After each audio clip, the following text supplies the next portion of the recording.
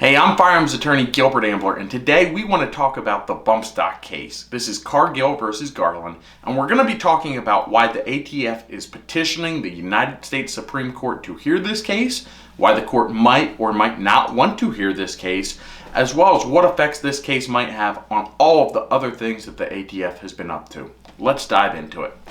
As a quick refresher, when I talk about bump stocks, I'm talking about a device that is installed on the weapon that speeds up its rate of fire.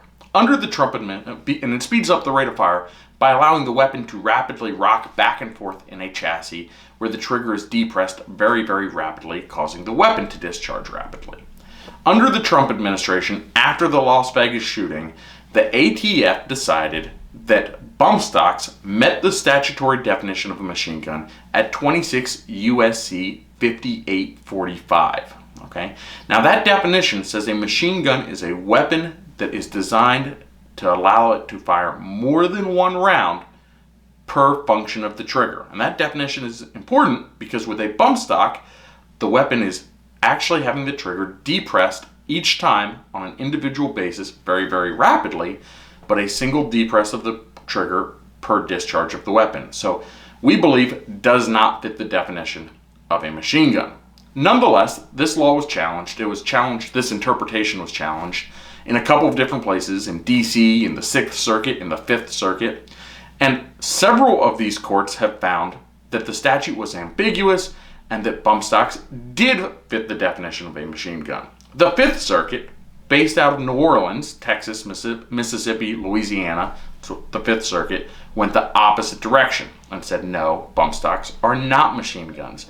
And the ATF has signaled their intention to appeal this to the United States Supreme Court. This is tremendous because if this gets appealed to the Supreme Court and the Supreme Court decides to take it, it would end what is called a circuit split. A circuit split is where part of the country has gone one direction. The courts have ruled bump stocks are machine guns. The other part of the country has ruled they are not. So depending where you go, a bump stock would be legal or illegal based off different judges' interpretations. The court generally doesn't like that. The United States Supreme Court, generally will hear those cases in order to end those circuit splits.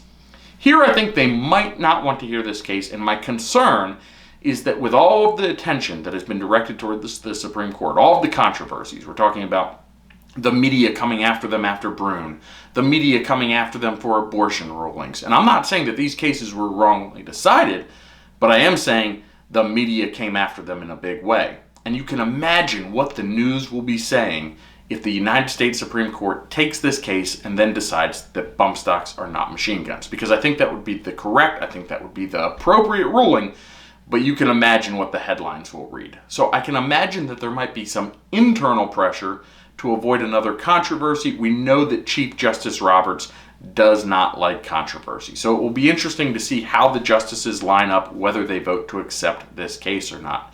Now, if they do accept this case, I can't imagine it will go the ATF's direction because it seems so clear that the ruling in the Cargill case is very, very sound, which is this statute is not ambiguous. The definition of machine gun does not apply to bump stocks. And even if they're wrong, even if it is ambiguous, the ambiguity due to the rule of lenity cannot go in favor of the government, has to go in favor of the criminal defendant in a statute where there are possible criminal penalties, such as a statute that imposes unlawful possession of a machine gun penalties. So seems clear that it would go in the direction of the gun owner, although I expect the ATF to make a lot of public policy arguments in trying to justify this ban. They're saying that they need this ban because of safety, because of the misuse of bump stocks.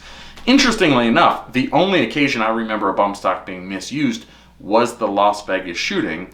And if we were to judge our ability to possess arms by whether they are ever misused by anybody, well, virtually every arm would be unlawful. So, of course, I don't think that's an appropriate standard to use when assessing whether these items are lawful or not.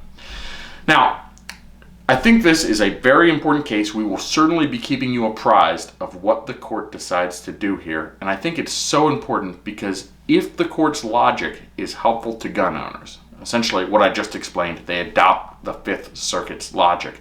I think this will have an effect on the pistol brace ban. I think it will have effect on the final rule affecting frames or receivers.